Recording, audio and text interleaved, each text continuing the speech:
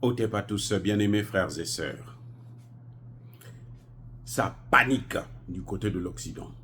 Ça panique du côté de la France. Ça panique du côté européen. Au sommet des BRICS. Pourquoi? Dites-moi, pourquoi? Vous croyez que la France peut dire quelque chose à la Russie, à la Chine, à l'Inde, à l'Indonésie, à l'Iran? Non.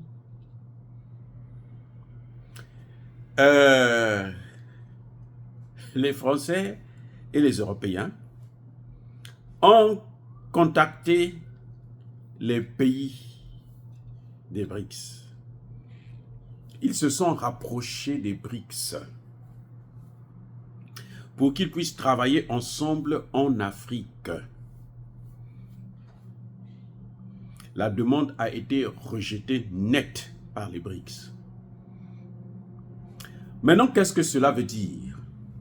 C'est une technique que la France a toujours utilisée. Elle l'a pratiquée avec la Chine à l'époque, quand la Chine était encore en train de se chercher, quand la Chine avait commencé les investissements en Afrique.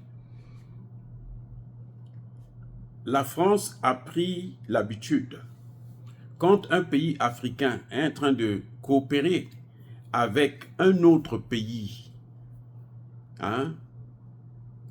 émergent ou dit développé, elle va voir ce pays pour contrecarrer l'action de ce pays. Elle se met au milieu des relations entre le dit pays et le pays africain. Elle a fait ça à plusieurs reprises avec la Chine. Elle vient vous faire croire que, mais vous ne pouvez pas travailler avec eux. Ces gens-là, ils parlent ma langue, surtout quand c'est des pays francophones. Ces gens-là, ils utilisent ma monnaie. C'est pour ça d'ailleurs que je demande toujours aux pays africains de sortir de la zone franc. Il faut que nos chefs d'État puissent avoir le courage de prendre la décision ultime de sortir du franc CFA, notamment dans le Sahel. Si les autres là veulent continuer à rester les esclaves, ça c'est tant pis pour eux. Mais dans le Sahel là, au moins dans le Sahel, qu'ils sortent de la zone CFA. Bref, ce que je disais c'est que elle vient vous voir, vous dit non mais la monnaie là, c'est ma monnaie. Vous ne pouvez pas utiliser ça. Pour utiliser ça, il faut venir passer par moi. Donc, on va travailler ensemble en Afrique. Ce qui fait que une partie des investissements destinés aux pays africains en question, c'est la France qui récupère ça. Elle trouve des formules où c'est elle qui récupère tout et on vous fait croire que la coopération avec ce pays-là ne marche pas. C'est pour ça qu'on a toujours pensé que la coopération avec la Chine, c'était pas bon. Que la Chine ne pouvait pas investir dans nos pays. En fait, ce n'est pas parce que la Chine ne pouvait pas investir, c'est parce que la Chine avait commis l'erreur. La Chine avait commis l'erreur de coopérer avec la France, notamment dans les pays francophones qui utilisent le franc CFA. Je vous parle de ça parce que c'est le cas au Congo-Brazzaville, mon propre pays. Ah oui. Comme les Français sont des spécialistes de détournement, eh bien, ils détournent l'argent et puis bon, ils mettent ça sur le dos des dirigeants. Ces dirigeants prennent aussi une partie et le projet est boycotté. Je vais prendre un exemple pour le Congo-Brazzaville. La route Brazzaville-Pointe-Noire, financée à 100% par les Chinois. Le Congo ne pouvant pas payer la dette, ayant des difficultés financières, qu'est-ce qui se passe? On donne la gestion de cette route, notamment les péages et tout, aux Chinois et aux Français. Comment les Français se sont retrouvés dans une opération qui ne les regarde pas? Dites-moi, comment les Français se sont retrouvés dans une opération qui ne les regarde pas? Eh bien, c'est à cause de ce système-là, où ils viennent se mettre au milieu, et puis, c'est eux qui représentent maintenant les pays africains. Et les autres pays-là commettent l'erreur de se fier, de faire confiance à la France. Et puis la France joue avec les deux parties. Et nous, on condamne le pays qui a investi. Ou on condamne nos dirigeants à nous. On ne voit pas la France. C'est comme ça qu'elle a toujours fonctionné. Ils ont voulu faire ça maintenant dans le cadre européen, pour tout le continent africain. Ils disent non, nous on vient, on va travailler ensemble pour que, on va développer les projets de développement ensemble en Afrique. De telle sorte que les autres vont investir, eux ils vont prendre l'argent, ou bien ce sont leurs entreprises qui vont venir réaliser un certain nombre de projets, et puis maintenant ils vont nous endetter, parce qu'ils vont prendre une bonne partie de cet argent, ils vont nous endetter, et puis voilà, qu'est-ce qui va se passer? Ben, on repart à la case départ. Comme si on n'avait rien fait. Donc tous les efforts que nos chefs d'État, nos gouvernements essaient de faire, ça s'arrête sur le chemin. Cette fois-ci, les BRICS ont dit non. Si vous voulez investir en Afrique, allez-y investir.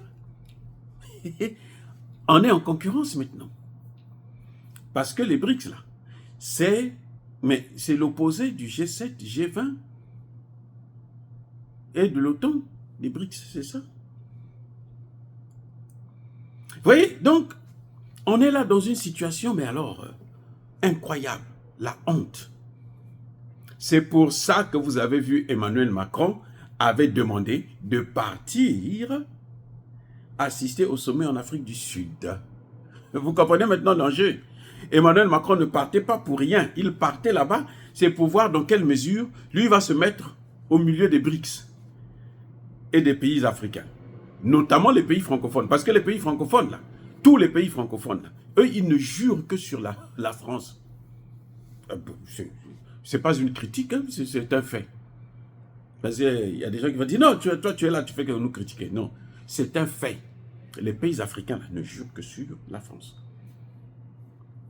Tous les pays africains, ils ne jurent que sur la France. Et vous savez comment ils appellent ça? La diplomatie. Pour eux, dans la diplomatie, il n'y a pas besoin d'intérêt. C'est la confiance aveugle des gens qui ont passé tout leur temps. Alors, dans toute l'histoire, dans nos relations avec la France, avec l'Europe, c'est des relations, mais alors, de violence. Du sang qui coule en Afrique. Jamais chez eux, chez nous.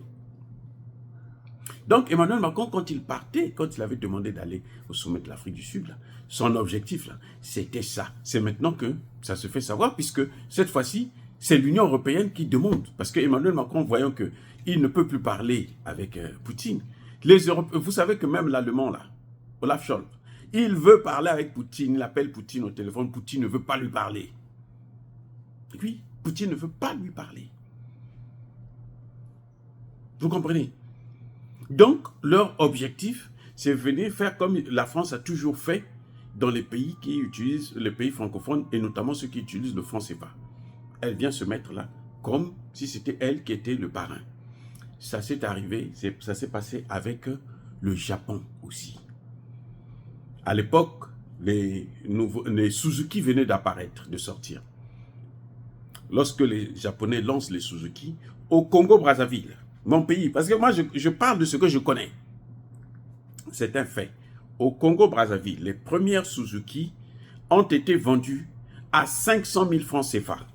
Ça, c'était avant la dévaluation, bien sûr. 500 000 francs CFA. Je me trouvais au collège. J'ai su ça parce que j'avais un de mes professeurs qui est venu à Brazzaville pour acheter une Vespa qui lui avait coûté 500 000. Et le lendemain, on lui dit, mais là, les voitures, là, les Suzuki, là, ça coûte 500 000. Donc, il est venu en classe, le premier jour, je crois que j'étais en 6e ou 5e, c'était mon professeur d'anglais. Il est venu me dire, mais il nous dit, mais les enfants, j'ai raté la voiture. Comment ça? Parce que voilà les conditions. Donc, cette voiture Suzuki, là, la petite Suzuki comme 4x4, là, elle coûtait 500 000 francs. Ça marchait tellement que le deuxième lot, quand il est venu, ça a changé. Ça a coûté plus de 3 millions maintenant. À l'époque. Et on a cherché à comprendre qu'est-ce qui se passe. Non, les Français ont contacté les Japonais, ils disent non, c'est notre marché. Ça, c'est notre précarité. Vous ne pouvez pas venir vendre comme ça sans nous. Donc, nous, on achète toutes vos voitures à 500 000 et nous, on va les vendre là-bas à 3 millions 500, sinon plus. C'est ce qu'ils ont voulu faire avec les BRICS. ils n'ont pas d'argent. Et ils veulent se servir de l'argent des Occidentaux, plutôt des BRICS, des pays de BRICS, pour qu'eux, ils puissent refaire une santé économique. Mais cette fois-ci, les BRICS ont dit, non, niet, nous n'avons pas besoin de vous. Si vous avez de l'argent, allez-y vous-même investir. Parce que dans le domaine de l'investissement, même les Américains n'ont pas d'argent pour investir. Si quelqu'un vous dit que les Américains ont l'argent pour investir, c'est faux.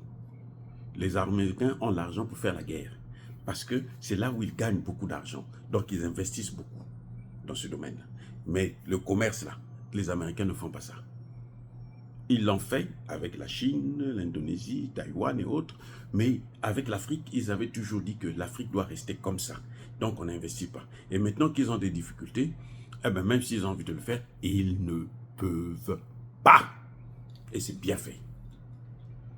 Donc voilà, les pays européens qui critiquent les BRICS, qui critiquent la Russie, étaient à genoux devant les Russes là, pour solliciter leur aide, pour qu'ils reviennent en Afrique. Ça n'a pas marché. Ils sont baisés.